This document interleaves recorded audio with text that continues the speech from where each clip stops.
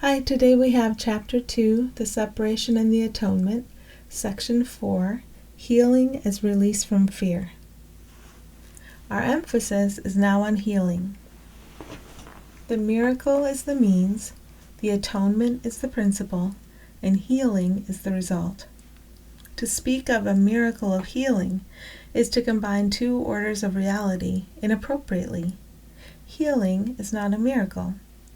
The atonement, or the final miracle, is a remedy, and any type of healing is a result. The kind of error to which atonement is applied is irrelevant. All healing is essentially the release from fear. To undertake this, you cannot be fearful yourself. You do not understand healing because of your own fear. A major step in the atonement plan is to undo error at all levels.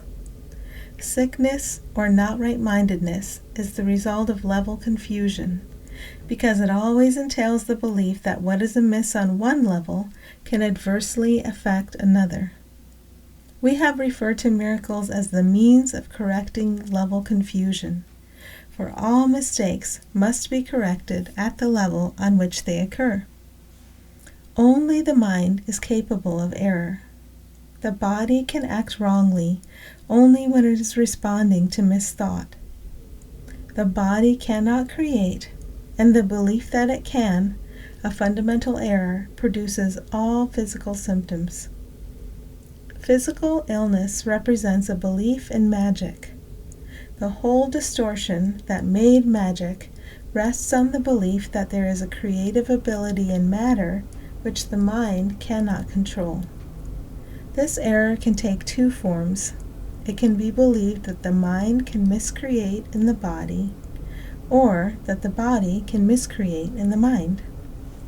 When it is understood that the mind, the only level of creation, cannot create beyond itself, neither type of confusion need occur. Only the mind can create, because spirit has already been created, and the body is a learning device for the mind. Learning devices are not lessons in themselves. Their purpose is merely to facilitate learning. The worst a faulty use of a learning device can do is to fail to facilitate learning. It has no power in itself to introduce actual learning errors. The body, if properly understood, shares the invulnerability of the atonement to two-edged application.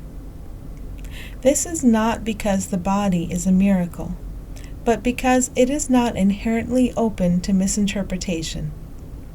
The body is merely part of your experience in the physical world. Its abilities can be and frequently are over-evaluated. However, it is almost impossible to deny its existence in this world. Those who do so are engaging in a particularly unworthy form of denial.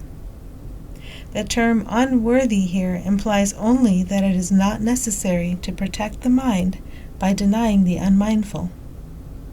If one denies this unfortunate aspect of the mind's power, one is also denying the power itself. All material means that you accept as remedies for bodily ills.